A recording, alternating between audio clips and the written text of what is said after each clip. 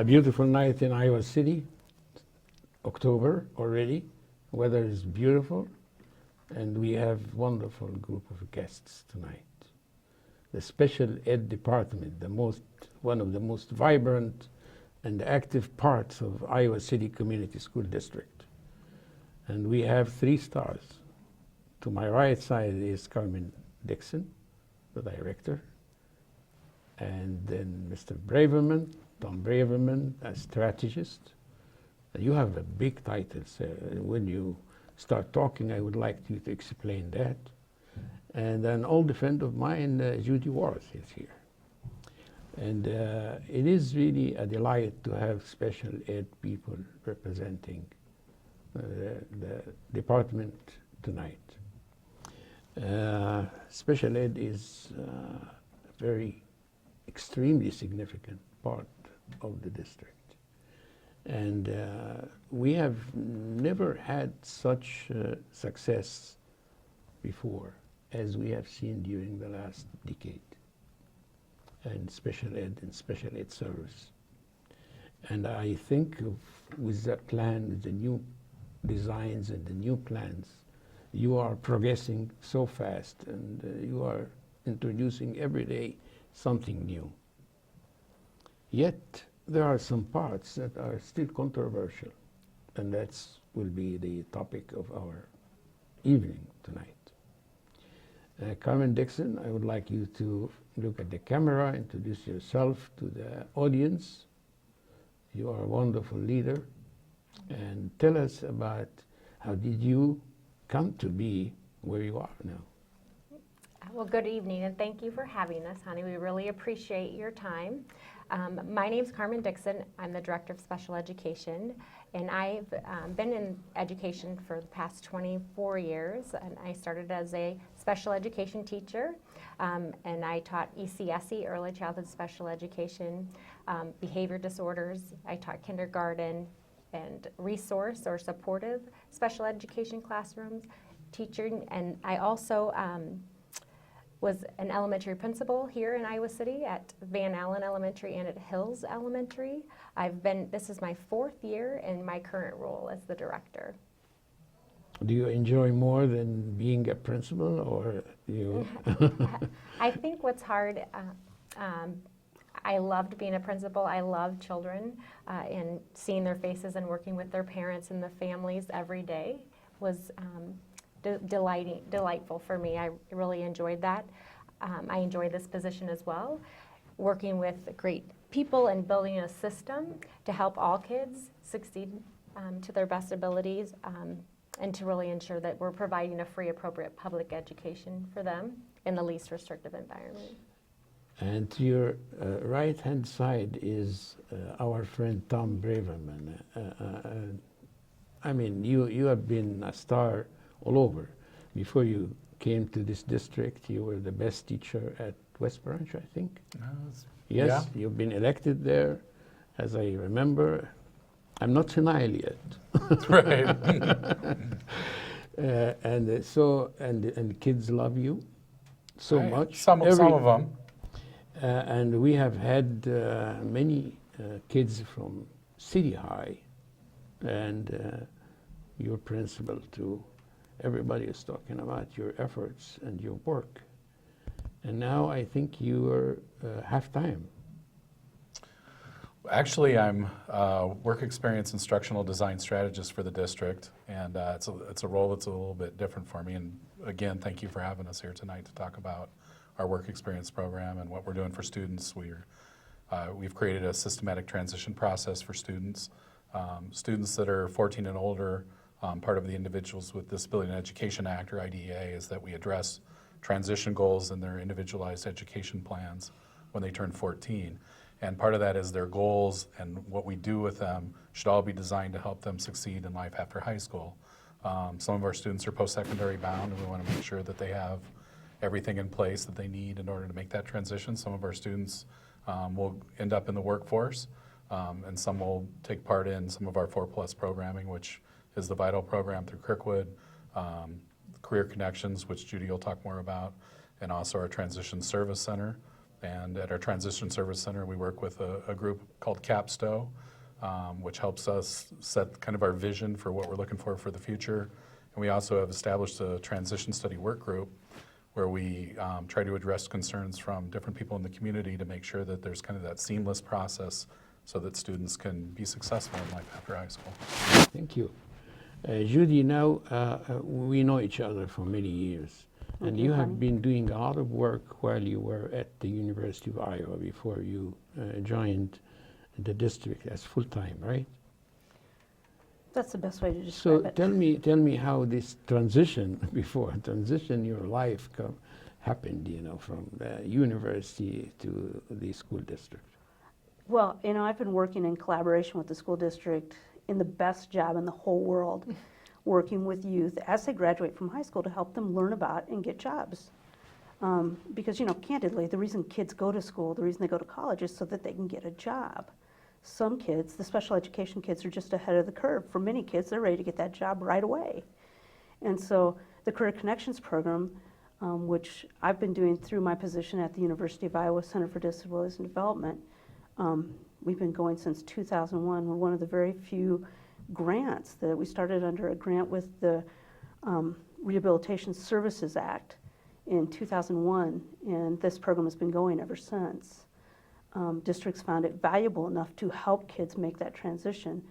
And so this year, my role changed just slightly, where my efforts are solely dedicated within the Iowa City Community School District. So, honey, you and I work together with kids at Tate. We've crossed paths 1,000 times. And Shack before that.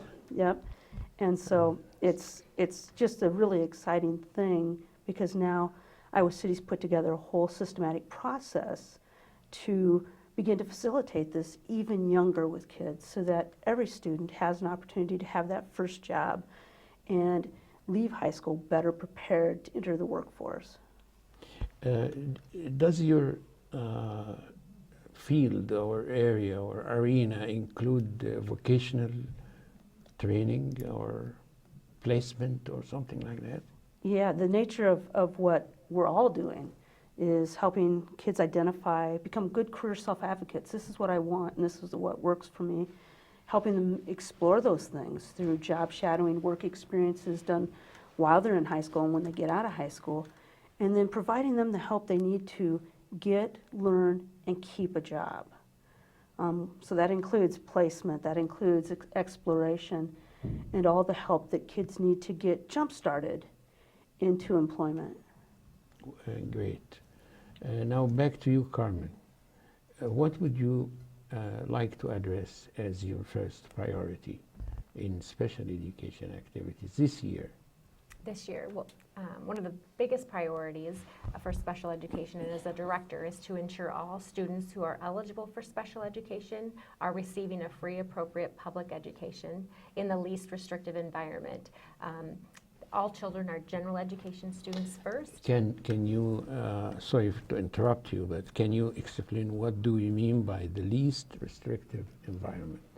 Good question. For our audience. Yes, least restrictive environment means that we provide students an opportunity to be with their same age peers, their general education peers, to the most extent possible in their home school. And if we cannot do that, why not? And then, because some of our students, least restrictive might not be to be in the general education setting all day long, but we need to find them opportunities. What is least restrictive for them? And we want to maximize that. And how do you know that? Great question again.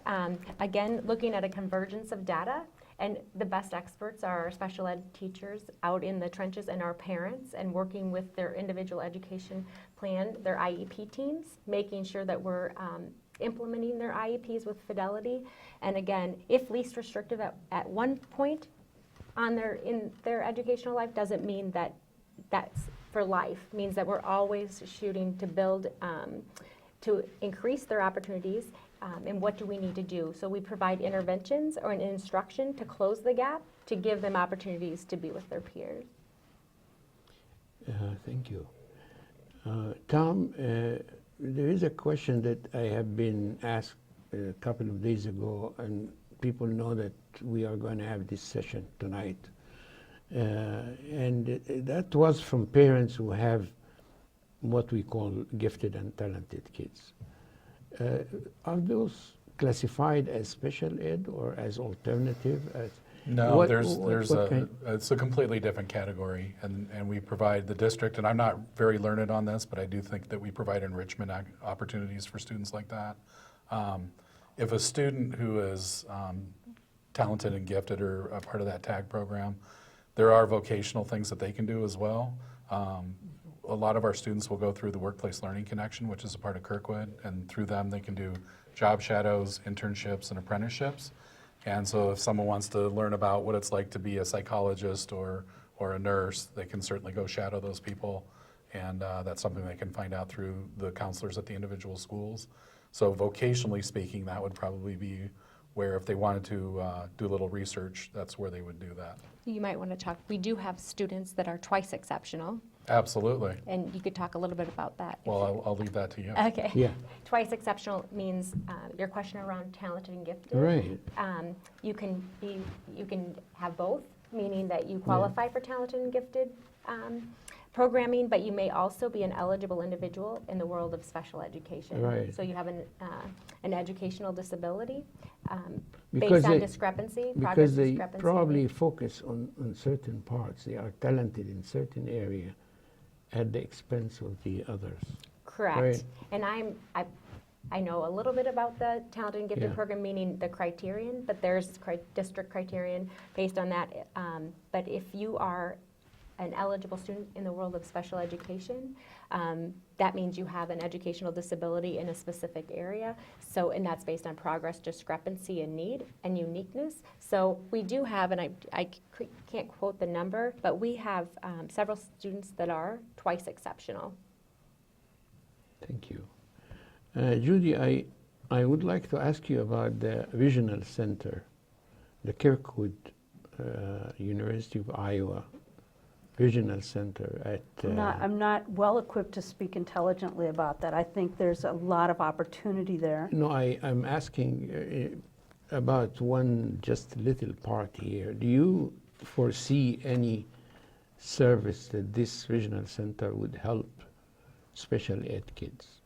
Because it has a lot of vocational training, and it is part of the service that the school district is providing certain kids. I know that this hasn't been planned or designed yet, but it just, I have been entertaining this idea that this beautiful building where the University of Iowa Kirkwood Community College, as well as the school district, collaborate in order to give triple credit for kids who are, some of them are facing some trouble learning in a conventional setting. Why not they get some service there in this regional center? That's, I know that this may be a little political area to talk about, in other words, you know, beyond the educational setting, but I wanted to open it here in this setting now so that people can hear it, that there is a beautiful building at Oakdale, and it costs a lot of money. And if they are providing welding and auto industry and STEM, extensive STEM program there, they can absorb a lot of our kids from special ed too. Well, again, I'm speaking with no authority or really experience with it, but having taken kids on tours of some of the Kirkwood regional centers, there are tremendous opportunities, excellent training programs, and the awesome opportunity that I think we have in the future is because of the partnerships and the expertise that people like Tom have and many of the special education teachers, is I think there are a group of students who could be well supported to participate in those programs and acquire the trades and the certifications available through those programs. I think it's an area that I've heard in planning meetings brought up and then kind of not really gone very far with it, but I think as the center becomes more established, I suspect there'll be more opportunities to begin to work through that, and we would be remiss not to try, because Yeah. the training programs are phenomenal. Well, We do have some students that are currently on an IEP or an individualized education plan that are partaking in services there. Would we like to see it expanded? Absolutely. For a lot of our students who don't necessarily excel academically, they're mechanically very gifted, or have a desire to get into one of the skilled trades, and they can certainly learn the requisite skills there. The question is then, it's kind of like any student on an IEP or in special ed that goes on to a post-secondary program. Those post-secondary programs still have to certify that a student meets certain requisite skill, they have a requisite skill set before they can credential them. And one of the things for our students that we are able to do at the secondary level and at the elementary all the way through the secondary level is we can modify curriculum, and we can modify the way that things are delivered. We can change the grading scales for students to help them to be successful. One of the things at the post-secondary level, though, is they really can't do that because, again, they have to Right. certify that everybody meets a certain criterion. That doesn't mean that a student can't learn some requisite skills so that they can become an apprenticeship plumber or an apprenticeship welder. Those are things that we need to explore as well. But yeah, it offers huge opportunities for us. And any program that we have in the district that's funded with district money is, any of our students are eligible to participate in those programs. And just to piggyback on what Tom is saying is, again, all kids are general education students first. So several of the academies at the Kirkwood Regional Center, for example, maybe the Educational Academy, if I have communicated to my parents and to my case manager that I want to be a teacher, what are the prerequisite skills to apply for the academy? They definitely can apply and are encouraged to do so, because we do have students receiving special education services that do go on to post-secondary and college. A lot, probably the majority of them do, in some way, shape, or form. My experiential base is more with the modified, because that's the modified population, the students who have more significant disabilities. So that's who I've worked with over the years. But we're serving students in our work experience program from anybody who is eligible to participate and has goals in their IEP embedded in their individualized education plan can certainly utilize our services. and this is part of your job description now, being a strategist? Yes. Yeah. And honey, one of the things that Tom brings up that I think is so critical is part of what we're doing is beginning to start that planning process younger, so that kids are starting to think about, I'm in 9th grade, I want to be a teacher. We can say, okay, if you want to go to the Kirkwood Academy, what classes should you be taking now? What do you need to, what would Yeah. it take to move from where I am now to where I want to be? And so much of what we're talking about is starting with kids Early. younger, so that we can Early begin to on. do the planning needed so that they can make those big jumps into the places they want to be. And for some students, when you show them these are the requisite skills that you need in order to achieve that, it kind of serves as a reality check. But again, to go with what Judy said, it helps them to shape, maybe sit down with their counselor, their guidance counselor, with their parents and say, this is probably some classes that would be good for you to take. What's nice about the Kirkwood Regional Center is that people can have articulated curriculum, and they can actually walk into the college their freshman year and already have 20 credits under their belt. So it's a pretty decent program for that. The issue of autism and the various types and all that has always been a concern for a good number of our viewers and parents in general. Is there a new policy dealing with kids with autism now? Or it's the same like the usual mainstreaming?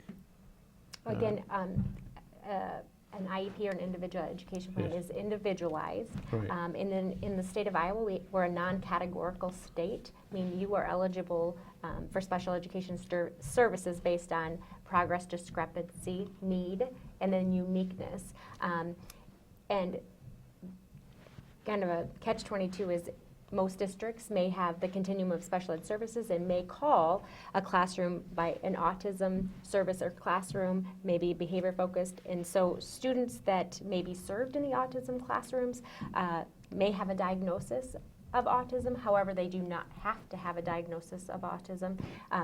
Their needs have to be, the interventions that are typically in those classrooms would help meet the students' needs. So it's around the needs and interventions, and you're correct. The diagnosis of autism has increased across the state and in Iowa City with the number of students, and that's always the debate. Is Right. it because we're getting better at diagnosing them? Right. You know, there's so many caveats to that, but as far as serving the students, we have an awesome community. We actually, I think Iowa City does a great job. We have a partnership with community members and parents. It's called the Collaborative Autism Team, and we meet 3 times a year. Fortunately, we just had our first meeting last week, and we had a panel of students that came, and Oh, it was awesome to see them and, you know, answer questions. They did an amazing job, and the parents and our community members, they really facilitated and led, and along with the paraeducators. So it's really a community effort, which I think is encouraging. So to get the word out and to make sure we are providing a continuum of services for all students, not just students that are diagnosed with autism, but for all students. Yeah. What else would you like to cover during our session this evening? Well, I think we are very fortunate to have such a wealth of students that staff that have awesome expertise. We're talking a lot about transitions, but transitions happen constantly in children's lives, and I think what is imperative to be cognizant of is that I always say college starts in preschool, meaning that the earlier we can start with kids. Our number of preschools have increased dramatically, or just amazing. I can't remember the number, but we have 17 preschools right now. And we are trying to provide them in all of our elementaries, which is great because then the students just progress with their peers. But again, we have worked really hard to provide a systematic transition process for our students 14 through age 21, and both of these individuals have been instrumental in doing so. Yeah, those are giants. Yes. 2 giants. Well, I'm trying to lose a little weight, so maybe not too giant for too long. I am talking mainly about the intellectual part. Yeah, you're lucky with a good team there, definitely. And we Yes. are lucky to have you a leader, too. That's another thing. Is there anything you want to add, anything you would like to talk to the public about? Well, I was charged with making sure that we mentioned a project that the Iowa City Community School District is working on in collaboration with Goodwill of the Heartland, with the Iowa Division of Vocational Rehabilitation Services, a grant called Making the Grade, Yeah. that is designed to help kids get that first job while they're still in high school, that summer job or after school job, to get them jump-started in the world of work, to develop the skills they're going to need to survive in the workforce. And we started that just here this spring, and it's been really exciting. We've had 25 kids who've participated so far. 13 of them have worked. Oh, And so we're that's seeing that this is amazing. kind of a nice way to get young people working. I challenge you guys and all the viewers out there to ask yourself, what was your first job? How did you get it? And we need to think about that with every kid that we're working with, starting young and until they're out of high school, because then they're the ones who are going to be supporting us. So that's a really exciting project. And like I said, it's a grant through the Iowa Division of Vocational Rehabilitation and Goodwill of the Heartland in collaboration with Iowa City Community School District. Super. Mr. Braverman. Well, first of all, I want to give a shout out to all the businesses, and I'm not going to be able to mention them all at once, but we have 22 businesses and not-for-profits that are currently working with us. Students go in and they do a work experience program for 2 to 4 hours a week. They build a work portfolio and build a work history so that when they write their first resume, they actually have something to put on it. And we collect data on them at the job site. The unfortunate statistic nationally, and a lot of this comes from both the Easter Seal Society and also from a national longitudinal study that's been done on 10,000 students with disabilities over a 10-year period, is that about 17% of students with intellectual disabilities are employed 3, 5, 10 years after they get out of high school. Of that 17%, 37% are working in part-time capacities. And my belief is that every student has something that they can do, whether in a paid capacity or volunteer capacity. And we really need to work in collaboration with our businesses in Iowa City and hopefully get them on board. And again, I thank all the ones that have already seen the light, and we want to recognize them, and we'll do so in a more formal way as we make it through the year. I can tell you how much we're proud of you and your efforts, and we wish you all the best. And definitely you are doing a great service to our community, to our city, to our kids. And for this, you deserve a lot of credit and a lot of recognition. You are always the unknown soldiers. People don't see you in the frontiers, but you are doing the job silently for many years, and without waiting to be thanked for that. And for that, it's our chance to thank you. Well, thank you for Thank having you, us. Hannah. Thank you very much. And this program will be on Channel 18 cable, Channel 21, the education channel, as well as YouTube and Public Access TV website and Public Access TV station. Thank you. Thank you. Thank you. Thank you you, very Annie. much. Thank you.